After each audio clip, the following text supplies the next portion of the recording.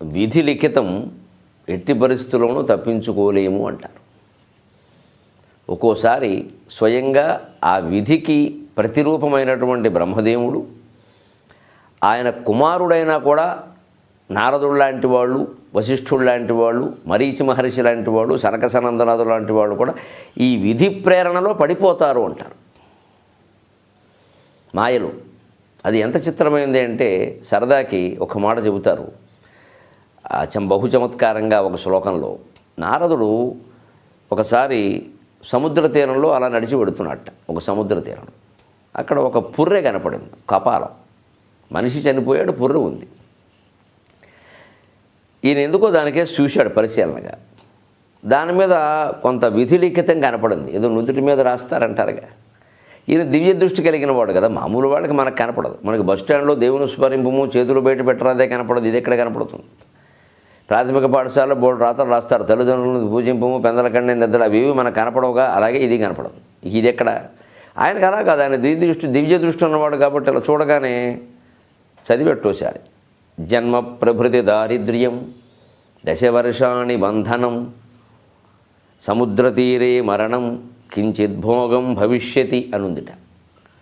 ఒకసారి నవ్వుకున్నట్ట. ఏమిటిది?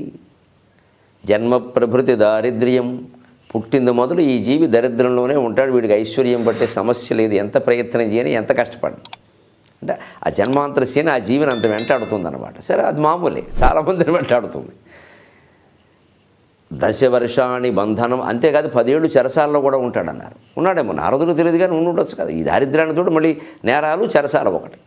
దానికి తోడు సముద్ర తీరే మరణం, సముద్ర తీరంలో చచ్చిపోతారు. తెలుస్తున్నాము, వాడు పుర్రె ఇక్కడ ఉందిగా.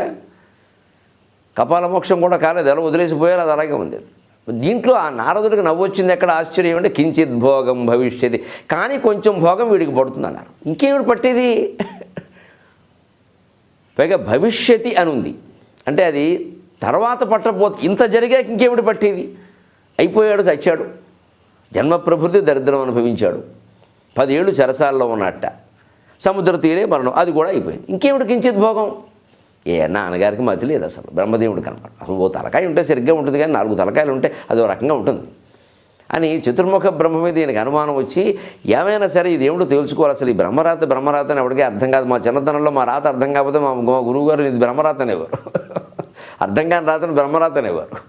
అలా ఏమిటిది అర్థం కావట్లేదు. ఇది రేఖలు అర్థం కాకపోవడం కాదు, భావం అర్థం కావట్లేదు. ఏమిటి కించిత్ భోగం?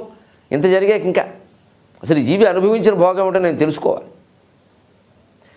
అని ఆ కపాలాన్ని అలాగే చేత్తో పట్టుకుని వీణకు దగ్గరించుకున్నాడు. మధ్యలో మళ్ళీ కింద పడిపోతుందేమో అని చేత్తో పట్టుకున్నాడు. మొత్తం మీద నెత్తిని పెట్టుకుని మోసాడు, పట్టుకెళ్ళాడు బ్రహ్మలోకానికి. చూడండి మీరు చేసే పనులు ఎలా ఉన్నాయో. దేశంలో నా పరువు పోతుంది మీ అబ్బాయి అంటే. ఏమిటిది? ఏముంటారా, ఏదో కొన్ని లక్షల మందికి రాశాను, ఇప్పుడు ఇది ఎక్కడ చూడన్నాడు ఆయన. వాడు చేసుకున్నది నేను రాస్తానరా, నేనే ప్రత్యేకంగా రాయను ఆయన. ఇప్పుడు ఎవరు తెచ్చుకున్న ఆవుదాం వారికే రాస్తామని కొన్ని చోట దేవుడి పేరు మీద సభలు జరుపుతూ ఉంటారు. కొబ్బరి నూనె తెచ్చుకోమంటారు, వారు కొబ్బరి నూనె వారికే రాస్తారు ప్రార్థన చేసి. అలాగా వారు తెచ్చుకున్నది వారికే రాస్తామరా, మేమేం రాయం కొత్తగా, వారి కర్మ అయినానండి. ఏమిటండి అది? జన్మ ప్రభృతి దారిద్ర్యం, అది సరిపోయింది. దశవర్షాన్ని బంధనం, అది సరిపోయి ఉండొచ్చు. అబ్బాయి అన్నీ అనుభవిస్తారా, తిరుగులేదు, అది సరేనండి, దాని గురించి కాదు. సముద్ర తీరే మరణం, నాకు ఇది సముద్ర తీరంలో దొరికింది, ఇది బాగానే ఉంది. కించిత్ భోగం భవిష్యత్తు, ఏమిటండి ఇంక భోగం అన్నట్టు. వెర్రివాడ, అదో కపాలం, పుర్రే. వాడు చచ్చాడు, వాడికి కర్మకాండాలు జరిగితే ఆ పుర్రె ఎక్కడ ఉండదు. వాడికి ఎంత యోగం పట్టిందంటే ఆ కపాలానికి నీ చేతిలో పడ్డాడు. నువ్వు వీణకి తగిలించుకుని తీసుకొచ్చావు. పైగా మధ్యలో కింద పడిపోతుంటే జాగ్రత్తగా పట్టుకుని నెత్తి మీద పెట్టుకున్నావు. దానికి ఒక పెద్ద చుట్ట చుట్టావు. ఏదో అరివాణమని చుడతారు ఆలయాలు, అలా చుట్ట చుట్టావు. నీ నెత్తి మీద కూర్చున్న యోగం ఆ కపాలానికి పడితే, నీ వీణకి తగిలే యోగం పడితే, నారదుడు నువ్వు దేవర్షివి, నీ చేతుల్లో పడే యోగం ఉంటే ఇక ఇది కించిత్ భోగం కాదా? అదే భోగం, నేను రాశాను, నువ్వు చేసావు అన్నాడు. అది చూసారా ఎలా మాయలో పడిపోతాం. అసలు దాన్ని అక్కడ నారదుడు అలా వదిలేసి వెళ్ళిపోయి ఉంటే ఈ భోగం పట్టేది కాదు, దానికి పట్టబోయేది. ఎందుకంటే అప్పటికింకా పట్టాల, భవిష్యత్తు పట్టింది, ఇప్పుడు పట్టింది కదా అన్నట్టు. అయ్యో బాబు, ఇలాగే మాయలో పడిపోతామయ్యా, నువ్వు మీ నాన్న తక్కువ వాడు కదా. మరి బాగుందిరా, మీ నాన్న నేనే ఎలా ఉంటే మా నాన్న ఎలా ఉంటాడు అంటే, వాళ్ళ నాన్న అంటే విష్ణుమూర్తి. అంచేత విష్ణుమాయ అంటే బ్రహ్మరాత అంటే అలా ఉంటుంది విచిత్రం. ఇందులోనే మనం శాస్త్రీయమైన ఒక విషయం చెప్పుకుంటే కాస్త మనం ఆచారాల పట్ల జాగ్రత్తగా ఉంటాం. ఆ కపాలానికి సరైన జరగవలసిన ప్రేత సంస్కారం జరగలేదు కాబట్టి అక్కడ ఉంది, ఉంటే అక్కడ ఉండదు. సాధారణంగా శ్మశానాల్లో ఉంటుంది, దహనం చేస్తారు. కపాల మోక్షం అంటారు, అది పగిలే వరకు కూడా దహనం చేస్తారు. కపాలం పగలాలి, శబ్దం కూడా రావాలి, అప్పుడే కపాల మోక్షం అయింది బాబు, పెద్ద కొడుకు వెళ్ళిపోవచ్చు అంటారు. అంతవరకు పెద్ద కొడుకు ఎవరు వెళ్ళినా ఆయన వెళ్లకుండా ఖచ్చితంగా ఆ తండ్రి శవానికి అటువైపు, అంటే దాని ముఖంతో చూడకుండా వెనక్కి తిప్పి అటువైపు నిలబడి చూస్తూ ఉండాలి. అక్కడ ఉన్న చాకలవాడు అది కాల్చిన తర్వాత బాబు శబ్దం వచ్చింది, కపాల మోక్షం మీరు వెళ్ళొచ్చు అని చెబుతాడు. వాడు ఆజ్ఞాపించాకే వీడు వెళ్ళాలి. ఇంత సంప్రదాయం ఉంది. ఎందుకంటే ఈ కపాలం అలా విడిగా ఉండకూడదు. ఎందుకంటే ఆ కపాలానికి కూడా మోక్షం జరిగే వరకు ఆ శరీరం కాలినట్టు కాదు. ఆ శరీరం పూర్తిగా భస్మం అయిపోయే వరకు ఆ జీవుడికి దాని మీద వ్యామోహం పోదు, వాడు అక్కడే ఉంటాడు శ్మశానం. పంచప్రాణాల్లో ఒక ప్రాణం అక్కడే ఉంటుంది ఖచ్చితంగా. ఒక ప్రాణం ఖచ్చితంగా పోయిన చోటు ఉంటుంది. ఒక ప్రాణం మనం తీసుకుని శవాన్ని ఎక్కడ కూర్చోబెట్టామో అంత పడుకోబెడతాం, బయటికి తీసుకొచ్చి ఆ పైకి లేపడానికి ముందు ఓ చోట పడుకోబెడతాం. మంచం నుంచి తీయం కదా, అలా తీయకూడదు, మంచం నుంచి కింద పడుకోబెడతాం. ఆ రెండో చోట ఉంటుంది. మూడోది శ్మశానంలో సరిగ్గా ఈ దహనమైన చోటు ఉంటుంది. నాలుగోది పెద్ద కొడుకు శరీరాన్ని అంటి పెట్టుకుని ఉంటుంది. పెద్ద కొడుకు అంటే కర్మ ఎవరు చేస్తే వారు. ఎందుకంటే వాడు ఆరోగ్యంగా ఉంటేనే ఈ 10 రోజులు వీడికి అన్నీ ముడతాయి. ఎందుకంటే వాడిని అంటి పెట్టుకుని జాగ్రత్తగా చేస్తున్నాడు లేదా చూసుకుంటూ ఉంటాడు. వాడికి జలుబు రాకుండా, దగ్గు రాకుండా. అందుకే 10 రోజుల్లో నేను చాలా చోట్ల చూశాను, ఎన్ని రకాల స్నానాలు చేసినా ఏ అనారోగ్యం రాదు. వాడు కాపాడతాడు అక్కడ, ఆ తండ్రి పోయినవాడు. ఇక 5వ ప్రాణం శ్మశానానికి ఇంటికి రాను పోను షటిల్ సర్వీస్ అంతే. కాకినాడ పిఠాపురం అనంటే వల్లగాడు ఇల్లు వల్లగాడు తిరుగుతూ ఉంటుంది. ఇది అన్ని దానాలు చేస్తున్నారు, సక్రమంగా జరుగుతుంది అంటే ఆ జీవుడికి అంత తాపత్రయం ఉంటుంది. ఈ 5 ప్రాణాలు కలిసేది ఎప్పుడు అంటే 10వ రోజుని ధర్మోదకాలను విడిచిపెడతారు. దగ్గర వాళ్ళు నువ్వుల నీళ్ళు విడిచిపెడతారు, మిగిలిన వాళ్ళు ఒట్టి నీళ్ళు విడిచిపెడతారు. అప్పుడు 5 ప్రాణాలు ఆ నది దగ్గరికి బ్రాహ్మణుల యొక్క మంత్ర ప్రతిష్ట వల్ల, మంత్ర ప్రభావం వల్ల అక్కడికి చేరి అక్కడ ఏకంగా అవుతాయి. అప్పుడు దాన్ని నీటిలోకి అలా వదిలేసేస్తారు అక్కడ. ఇక అక్కడికి ఆ జీవుడికి మోక్షం కలిగినట్లెక్క. ఈలోపే శ్మశానంలో కూడా 2వ రోజున సంచయనం జరిగిపోవాలి. జరిగిపోయాక అక్కడ 2 అస్థికలు తీసుకొచ్చి ఓ చోట పెట్టాక వాటిని ఈ 10 రోజుల్లోగానే ఎక్కడో పట్టుకెళ్ళి గోదావరిలో కలుపుతారు. మళ్ళీ ఇంత తతంగా ఉంటే తప్ప ఆ జీవుడికి మోక్షం లేదు.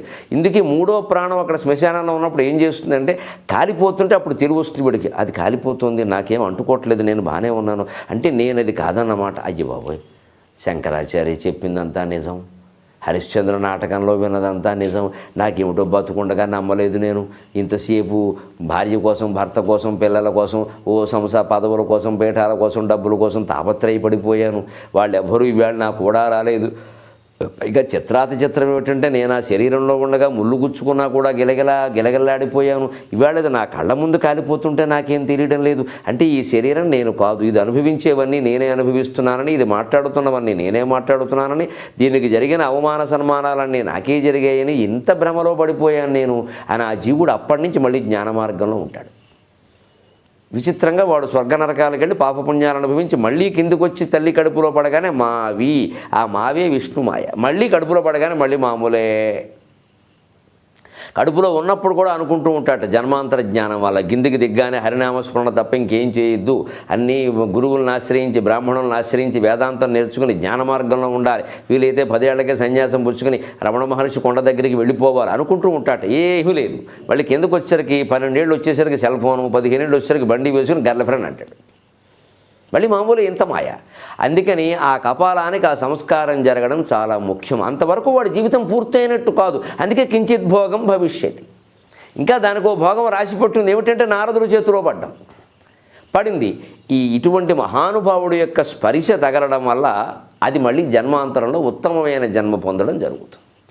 మహానుభావుల యొక్క ఆ స్పర్శ, దర్శనం అంత ఉపయోగకరంగా ఉంటాయి. అయితే నారదుడు లాంటి వాళ్ళు కావాలి. ఊరికే లోకంలో ఆధ్యాత్మికోపన్యాసం ఇచ్చిన వాళ్ళల్లా మహానుభావుడు కాదు, వెంటబడి కాళ్ళ మీద పడద్దు, అది మంచి పని కాదు.